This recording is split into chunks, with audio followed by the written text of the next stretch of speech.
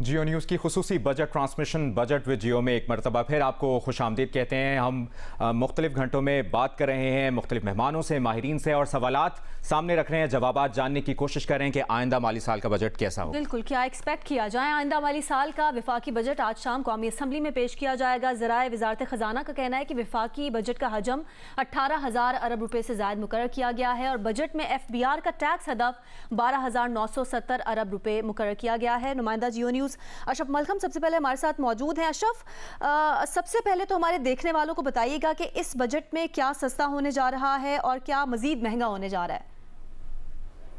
जी, सस्ता महंगा भी उसकी तरह मैं आपको मज़ीद तफसील से ब्रीफ करूंगा, लेकिन पहले जो बजट के अहम खदोखाल है वो मैं बता देता हूँ। जैसे कि अभी हमने कैलकुलेशंस की है, उसके मुताबिक जो बजट में टैक्स वसूलियों का हदफ है वो 12,970 अरब रुपये है। इसको देखें तो इसका मतलब 3,500 अरब रुपये के नए टैक्सेस होंगे। इसका आपको अंदाज़ा हो जाना चाहिए क्या महंगा होगा, क्या सस्ता होगा, यानी कि हर चीज़ पे टैक्स लगेगा।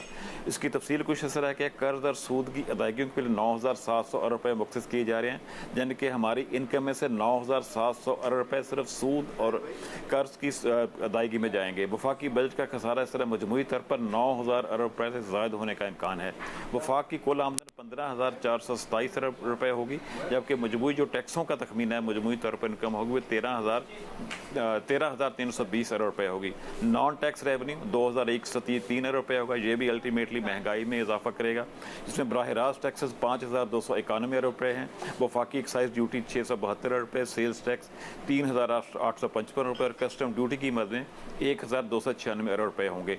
पेट्रोलियम मसनूआत पर इस वक्त हुकूमत सबसे ज़्यादा टैक्स वसूल कर रही है, 60 रुपये फ़ी लीटर के हिसाब से, वो जारी रहेगा। इसमें 1,080 अरब रुपये इजाफी इनकम होगी पेट्रोल पर टैक्स से। इस तरह जो गैस इंफ्रास्ट्रक्चर डेवलपमेंट सरचार्ज यानी पे गैस पे जो टैक्स है उस पर 78 अरब रुपये गवर्नमेंट को हासिल होंगे। मरकजी बैंक जो कि शरह सूद, इसका मतलब कम तो होगी लेकिन ज़्यादा नहीं होगी, इसमें भी 1,100 अरब रुपये हुकूमत को मसूल होने का इम्कान है। दिफा के लिए 2,152 अरब रुपये होंगे। अहम चीज़ जो होती है कि सरकारी मुलाजमीन को तनख्वाहों में क्या मिलेगा, तो आज वफाकी काबीने में उसका फाइनल फैसला होगा। तो 10% और 15% दो तजावीज़ हैं। अब कितना फैसला होता है ये आज जो शाम काबीना का इजलास होगा पार्लियामेंट से पहले, उसमें फैसला किया जाएगा। सब्सिडी जो दी जाएगी मुख्तलिफ शुबों को, उसमें 1,509 रुपये होंगे। पेंशन का बिल जो मजमूई है 960 अरब रुपये होगा। एक अहम चीज़ जो हुई है जो BISP है, जो बेनजीर इनकम सपोर्ट प्रोग्राम है, इसमें 593 अरब रुपये रखे गए हैं। अब दूसरा सवाल आपका आता था कि क्या महंगा होगा, क्या सस्ता होगा। ओवरऑल 1% GST में इजाफा हो रहा है। हर चीज़ पे जो रेट है GST का उसको 19% किया जा रहा है। इसका मतलब हर चीज़ से आप एक्सपेक्ट करें कम से कम 1% इजाफा तो सिर्फ GST से होगा। उसके अलावा पेट्रोल पर एक तजवीज़ है जो कि IMF का मुतालबा था कि 5% तक GST लगा दिया जाए। या PDL में हुकूमत इजाफा करेगी जो 60 रुपये मैक्सिमम तक वसूल हो रहा है, और आइंदा उसको मजीद हुकूमत ने अगर बढ़ाना होगा तो शायद PDL में बढ़ाएगी। अगर PDL नहीं बढ़ाएगी तो जनरल सेल्स टैक्स 5% की शरह से इजाफा होगा। इससे भी आपको अंदाज़ा हो जाना चाहिए महंगाई का क्या हाल होगा। आपसे दिन भर हम तफसील जानते रहेंगे। फिलहाल के लिए बहुत बहुत शुक्रिया। जियो न्यूज़ की खुसूसी बजट ट्रांसमिशन में बजट विद जियो में एक मरतबा फिर खुशामदीद कहेंगे। वफाकी वज़ीर ख़जाना मोहम्मद औरंगज़ेब आज आइंदा माली साल का बजट पेश करेंगे। अपने माहिरीन के सामने हम मुख्तलिफ सवालात रखेंगे और जवाबात जानने की कोशिश करेंगे। हमें ज्वाइन करें मौशी तज़ियाकार मोहम्मद सुहेल साहब और माहिर टैक्स उमूर ज़ीशान मर्चेंट साहब भी हमें ज्वाइन कर सकते हैं। गुफ्तगू का आगाज़ करेंगे मोहम्मद सुहेल साहब से। सुहेल साहब, मुस्लिम लीग नून की क़यादत में मौजूदा वफाकी इत्तेहादी हुकूमत जो है आज अपना पहला बजट पेश करने जा रही है और एक ऐसे वक्त में पेश करने जा रही है जब अंदरूनी चैलेंजेस भी हैं और बैरूनी चैलेंजेस भी हैं। क्या एक्सपेक्ट किया जाए आज के बजट से? बिस्मिल्लाहिर्रहमानिर्रहीम। मेरा ख्याल में तो जो पिछले 1 साल या 1.5 साल में कुछ माशी हमें इस्तेकाम नज़र आया है और जो हमारे ताल्लुकात बिलखुसूस IMF और जो दूसरे ममालिक हैं उससे बेहतर हुए हैं। तो मुझे लग रहा है कि एक कंसोलिडेशन का बजट होगा। कंसोलिडेशन के बजट में ये है कि बहुत ज़्यादा एक्सपेंशनरी भी नहीं होगा और बहुत ज़्यादा कॉन्ट्रैक्शनरी भी नहीं होगा। कोशिश ये की जाएगी कि जो पिछले साल पाकिस्तान की तारीख में ये 20 साल बाद हो रहा है कि पिछले साल पाकिस्तान ने प्राइमरी सरप्लस किया है, यानी अगर हम सूद को हटा दें जो देना मजबूरी है, तो जो रेवेन्यू हमने कमाया और जो हमने खर्चे किए उसमें सरप्लस था। तो जो ये साल का बजट होगा वो भी इसी तरह का होगा कि खर्चों की ग्रोथ कम हो, रेवेन्यू की ग्रोथ ज्यादा हो, ताकि प्राइमरी बैलेंस क्रिएट हो। इससे ये जरूर है कि जो अवाम को बहुत ज्यादा रिलीफ नहीं मिल सकता, इंडस्ट्री को बहुत ज्यादा रिलीफ नहीं मिल सकता, मगर ये कंसोलिडेशन वक्त की इसलिए जरूरत है कि जो हमारी सिचुएशन पिछले 6-7 साल में रही है, और पाकिस्तान का जो डेट बिल्कुल बहुत ज्यादा अनसस्टेनेबिलिटी की तरफ जा रहा है, तो उसको कंट्रोल करने का तरीका यही है कि ना सिर्फ अगला साल बल्कि अगले 2-3 साल जो है हम consolidation, slow growth, gradual growth करें, ताकि आगे जाकर फिर हम तेज ग्रोथ की तरफ जा सके। सही। ज़ीशान साहब, जो बात सुहेल साहब कर रहे हैं, पिछले साल भी हमें याद है आपसे बात हुई थी, आपने भी तजावीज़ सामने रखी थी। क्या जो पिछले साल की गलतियां हैं उन पर काबू पाया गया, और क्या एक्सपेक्ट किया जाए कि अगले साल जो आज माहिरीन तजावीज़ दे रहे हैं उस पर अमल दरामद होगा? बिस्मिल्लाहिर्रहमानिर्रहीम। देखें, जो पिछले साल अगर हम देखते हैं, जो हमने डिस्कशंस किए थे और अब जो हम कर रहे हैं, उसमें कोई बहुत ज़्यादा मुझे चेंज नज़र नहीं आ रहा। आज भी जो है, अगर आप एक डोमेस्टिक लेवल पे जाके चीज़ों को देखते हैं तो वो महंगी ही होती चली जा रही हैं, सस्ती कोई चीज़ नहीं हो रही। अब हम जो बात कर रहे हैं कि इस साल 12,900 अरब का जो है टैक्स टारगेट होगा, जो कि पिछले साल से तकरीबन 35% ज़्यादा या 40% ज़्यादा होगा। तो वो जो है बड़ा ही एक मुझे तो बड़ा मुश्किल नज़र आ रहा है कि कोई भी चीज़ें कम होने जाएंगी या कोई भी इकोनॉमिक ग्रोथ की तरफ हम आगे बढ़ेंगे, क्योंकि जितना आप टैक्स को बढ़ाने जाएंगे इसी टैक्स बेस में, जो एग्जिस्टिंग टैक्स बेस है, तो उसका मकसद ये होगा कि आप एग्जिस्टिंग टैक्स पेयर्स के ऊपर ही मज़ीद टैक्स लगाएंगे। जैसे अभी आपने इंट्रो में बात की कि 1% सेल्स टैक्स को बढ़ाने की बात कर रहे हैं, तो इसका डायरेक्ट इफ़ेक्ट जो है वो इन्फ्लेशनरी इफ़ेक्ट होगा, एक आम आदमी पे इसका बोझ पड़ेगा, क्योंकि ये इनडायरेक्ट टैक्स है, ये पास ऑन किया जाता है, जो कंज्यूम करता है उसके ऊपर लगता है। तो इसका मतलब ये है कि अमीर और गरीब के ऊपर एक आइडेंटिकल इफ़ेक्ट होगा। तो अमीर तो बर्दाश्त कर लेगा, जो अगर अशराफिया, जिसको हम अशराफिया कहते हैं, वो बर्दाश्त कर जाएगी, लेकिन जो एक मिडिल क्लास लेवल या लोअर मिडिल क्लास है उसके लिए बर्दाश्त करना मुश्किल होगा। चे जाएगा कि हम वो उनकी बात करेंगे जो गुर्बत के लेवल से नीचे हैं। पाकिस्तान में तकरीबन जो है हमारी आधी आबादी जो है कुछ अरसे बाद जो है गुर्बत के लेवल से नीचे हो जाएगी। तो क्वेश्चन ये बहुत बड़ा इस वक्त है कि क्या जो है ये जो टैक्स रेट्स या जो हम इस वक्त टैक्सेशन करने जा रहे हैं, या पेट्रोलियम डेवलपमेंट लेवी को बढ़ाने जा रहे हैं, या पेट्रोलियम प्रोडक्ट्स पे सेल्स टैक्स लगाने जा रहे हैं, या कस्टम ड्यूटीज़ बढ़ाने जा रहे हैं, तो इसका इम्पैक्ट किसके ऊपर होगा? क्या अगर उसको government of Pakistan factor in कर रही है या कैलकुलेट कर रही है, उससे एक आम आदमी पे इफ़ेक्ट ना पड़े, तो मैं समझता हूँ कि शायद कोई थोड़ी बहुत बेहतरी आ जाए। वरना इस बजट से मेरी तो कोई एक्सपेक्टेशन नहीं है कि इसमें एक आम आदमी के लिए कोई चीज़ सोची गई होगी। वह कल वज़ीर ख़जाना साहब ने बहुत सारी बातें ऐसी की कि nothing doing, everybody has to pay tax.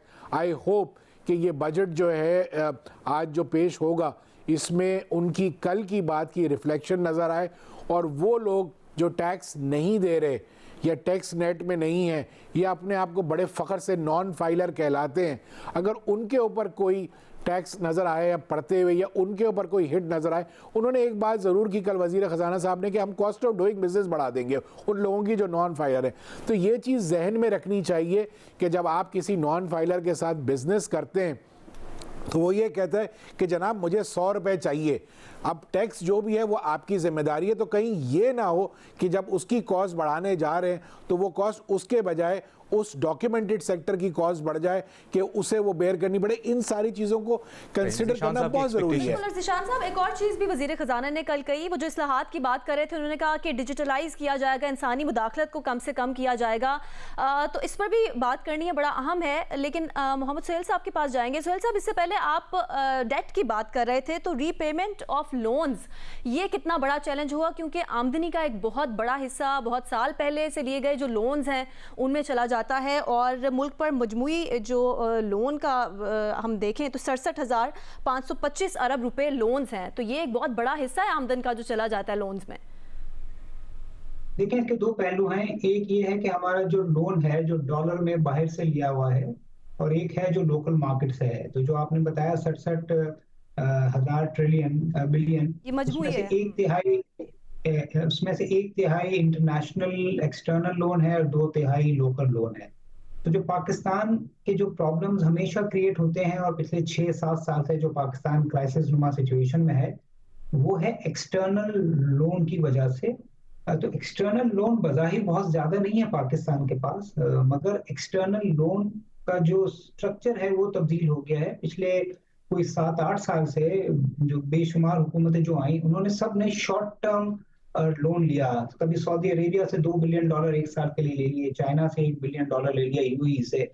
तो हमारे पास बहुत बड़ा डेट तो नहीं एक्सटर्नल, मगर डेट लाइबिलिटीज बहुत बड़ी है। यानी शॉर्ट टर्म डेट हमने लिया है तो अगले साल हमें कोई $20-22 बिलियन पे करने हैं।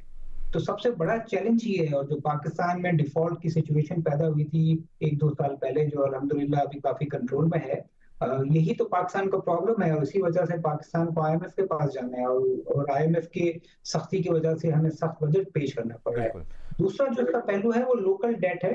अब देखिए, लोकल डेट में भी यही है कि जब आपका खसारा बहुत ज्यादा होता है, पिछले 6-7 साल से पाकिस्तान का जीडीपी फिस्कल डेफिसिट 7% से ज्यादा है, जो लोकल हम फाइनेंसिंग से और एक्सटर्नल फाइनेंसिंग पूरा करते हैं। और पिछले साल बिलखुसूस उसको और सख्त किया गया इंटरेस्ट रेट बढ़ा के। तो जो 9, अभी आपके जो रिपोर्टर अशरफ मैल्कम बता रहे थे कि 9,000 अरब रुपए से ज्यादा तो इस बजट में सिर्फ सूद की इंटरेस्ट एक्सपेंस होगा, इंटरेस्ट की अदायगियों के लिए होगा। तो ये जो है टेम्पररी मेरे ख्याल में जरूर है, मगर जिस तेजी से इंटरेस्ट रेट कम हो रहे हैं, मुझे लगता है कि आने वाले सालों में कम हो सकता है। मगर ये भी लेकिन एक अभी बड़ा चैलेंज है। को क्या प्रिडिक्ट कर सकते हैं, ये अब आज पता चलेगा जब ये बजट पेश किया जाएगा।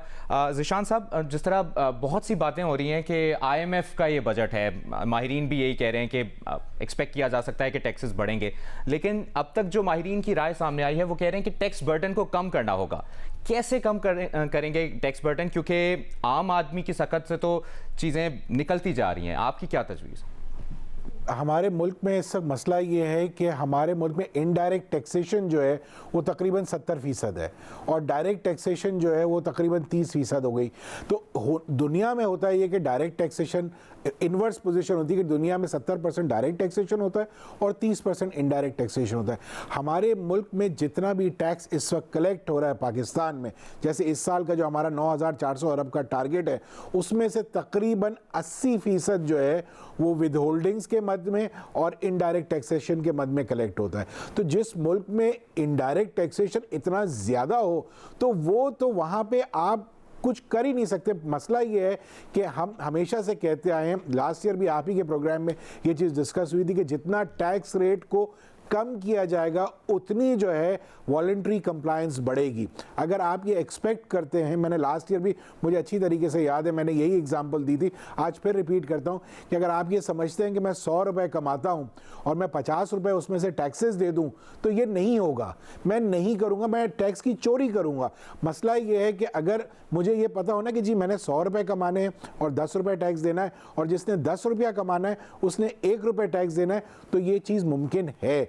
लेकिन अगर आप ये कहें कि जी, अब जैसे बात हो रही है आज ही के लिए बात हो रही है कि तनख्वाहों पे जो है हाईएस्ट टैक्स रेट जो है वो 35% से बढ़ाकर 45% कर दिया जाएगा। तो इसका मतलब ये है कि जो लाख रुपए कमा रहा है, अगर एग्जांपल दे रहा हूँ, तो उसको 45,000 रुपये टैक्स देना है। तो इसका मतलब ये है कि 55,000 रुपये में उसको अपना घर भी चलाना है, किचन भी मेंटेन करना है, तो सिक्योरिटी भी मेंटेन करनी है, इलेक्ट्रिसिटी भी चलानी है।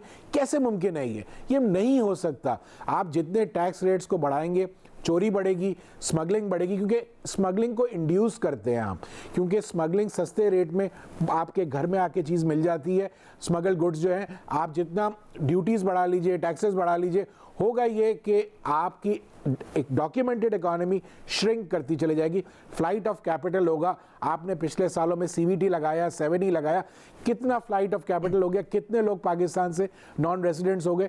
ये 1% टैक्स ने आपको इम्पैक्ट किया था। आप ये समझिए कि आप मुल्क में वेल्थ क्रिएशन के खिलाफ ना हो, मुल्क में लोगों को वेल्थ क्रिएट करने दें। इस वक्त की जो पोजीशन नज़र आती है मुझे, वो उसमें कैटेगोरिकली ये नज़र आता है कि हमारे मुल्क में वेल्थ क्रिएशन के अगेंस्ट में हम नहीं चाहते कि लोग। तो फिर ज़ीशान साहब जो आप बात करें FBR को, जिस तरह ओवरऑल आप बात करें FBR को डिजिटाइज करने से या ट्रैक एंड ट्रेस सिस्टम को इम्प्लीमेंट करने से फिर फ़ायदा हो सकेगा? मसला ये है कि ये हम पिछले कई सालों से बहुत सारे एक्सपेरिमेंट्स कर चुके हैं। हमने हर साल टैक्स रेट्स को बढ़ाकर देख लिया, हमने हर साल। अब ये जो पिछले साल जो 7,000 6,000 से अब हम 9,000 पे आ रहे हैं, उसकी बुनियादी वजह क्या है? आपका इन्फ्लेशन था। आपकी इन्फ्लेशन ने आपके इस टैक्सेस को बढ़ा दिया है। आप मुझे ये बता दीजिए, या FBR मुझे ये बता दे कि ये ग्रोथ की वजह से कितना टैक्स बढ़ा है। ये ग्रोथ की वजह से नहीं बढ़ा, ये सारा इन्फ्लेशन की वजह से टैक्स बढ़ा है। मसला ये है कि आप टैक्स रेट्स को जितना बढ़ा देंगे आपकी कलेक्शन बढ़ जाएगी।